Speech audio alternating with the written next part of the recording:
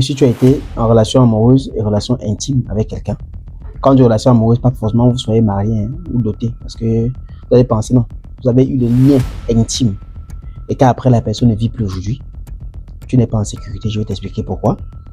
Ça c'est le premier cas. Maintenant, si le départ de cette personne a été un départ qui n'était pas simple, c'est-à-dire une personne est partie d'une façon tragique et une personne est partie peut-être par meurtre sur le plan mystique. Ça c'est encore notre cas. Maintenant, si cette personne et toi, vous aviez eu une progéniture, donc un enfant, ça c'est un autre cas. Dans les trois différents cas dans lesquels tu as été avec quelqu'un et que la personne est plus aujourd'hui, je vais expliquer les détails.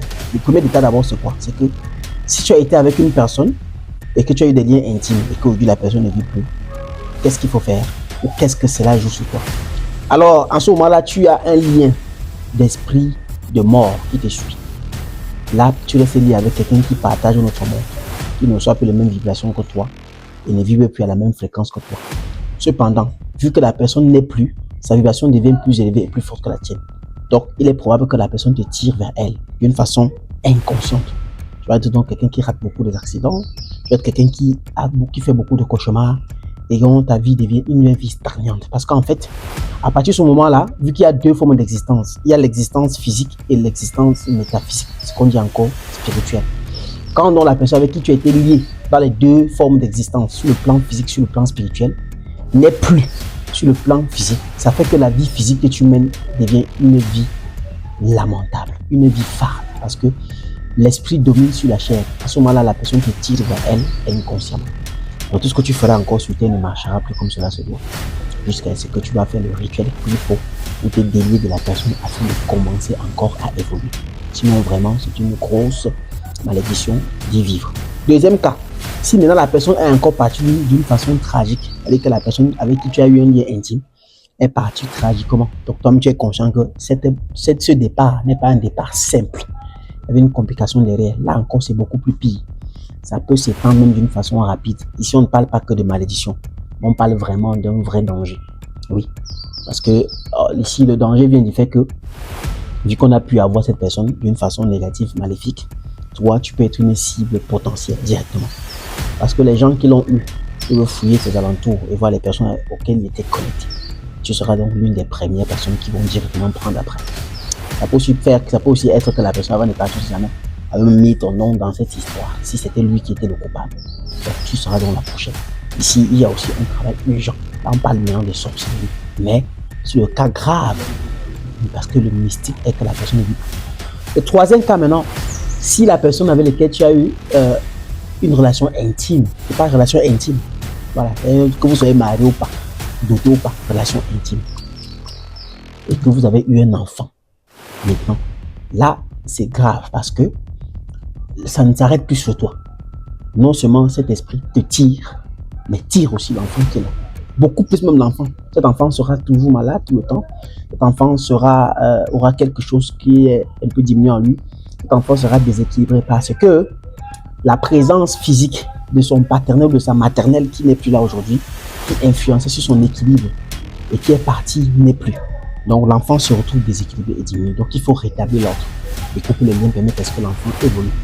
Après ça, maintenant on revient sur toi, la mère ou le père, voilà, qui a perdu le prochain, pour refaire aussi le rituel qu'il faut. Vous allez comprendre que le veuvage en Afrique, c'est quoi? On faisait donc le veuvage pour ça. Vous allez voir que pendant le veuvage, il y avait un type d'habit qu'il fallait porter peut-être pendant un mois, pendant un nombre de temps précis. Et il fallait parfois de tout le temps, la plupart des coutumes, dormir au sol. Le fait de te coucher au sol pendant ce jour-là était dans le moment pour toi, n'est-ce pas, de te désintoxiquer de l'esprit, de l'aura, des vibrations et de l'énergie du défunt. Mais comme cela n'est plus respecté aujourd'hui et qu'il est inclus dans notre tradition que le veuvage se fait quand l'homme t'a doté. Donc, ici, on va donc parler des rituels, même si vous avez eu un lien intime et que, voilà, il n'est plus là. Il y a donc un rituel à faire sur les trois différents cas, d'accord? Et je tiens aussi à expliquer que il est donc probable que toi-même qui sois là, tu ne sois pas au courant que peut-être c'est ça.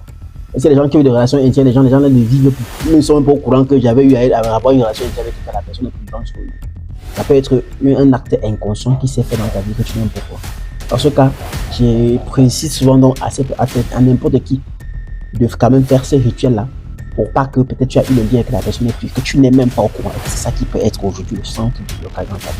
D'accord? Et comme je l'ai toujours dit, quand il faut enseigner, on enseigne comme je viens de te dire là. Mais quand il faut déjà donner des secrets comme ceux-ci, c'est parfois pas approprié de le dire comme ça devant les caméras. L'aspect secret devant les caméras, ça laisse un avantage à l'ennemi de chercher un autre moyen de recours. C'est pour cela qu'à par des temps, on enseigne publiquement. On organise aussi des séances d'échange face to face pour dire des choses que les gens vont noter directement et rentrer chez eux dans le speechless. Alors, pour ce cas-ci, je veux le dire, je veux le dire de douce. Ce 12 mai, parce que nous sommes en J-jour, moins quelques 2, 1 là. Le 12 avril à Douala, à l'hôtel La Falaise à Bonanjo. Je vais donner aussi ce rituel-ci qu'il faudrait faire pour chacune de ces personnes qui est dans ces différents cas-ci. Et même pour celles qui n'y sont pas consciemment et que inconsciemment ils sont sans savoir. Ce jour donc, je donnerai le rituel pour rompre avec tout cela et pour toujours. Donc on se donne rendez-vous donc dimanche, lorsqu'il sera 10h pour la grande journée festival des Olé. Qui se déroulera donc de 10h à 18h, pour lesquels il y aura des artistes invités, des panélistes tels que moi, Faux, Chabalo Luminen Jachunenko et le Bonbon Bengan ainsi que le patriarche Bengan. Nous allons donc vous donner autant de systèmes, autant de connaissances, autant de rituels pour vous en sortir. D'où le thème, les codes de l'évolution humaine cachés dans les traditions et cultures africaines. Un seul rendez-vous et un seul numéro de réservation qui est le 6 51 63 43 07. Inutile de te stresser, je suis à l'étranger. Réserve au même numéro. Et ce jour-là, tu pourras avoir donc la vidéo intégrale pour avoir tout ce qui s'est passé dans cette journée. Vraiment, que les ancêtres et le Créateur continuent de nous garder, vous et moi autant. Lumière à vous, lumière à moi. C'était le Lumière India. Allume ton cerveau. À très bientôt. Merci.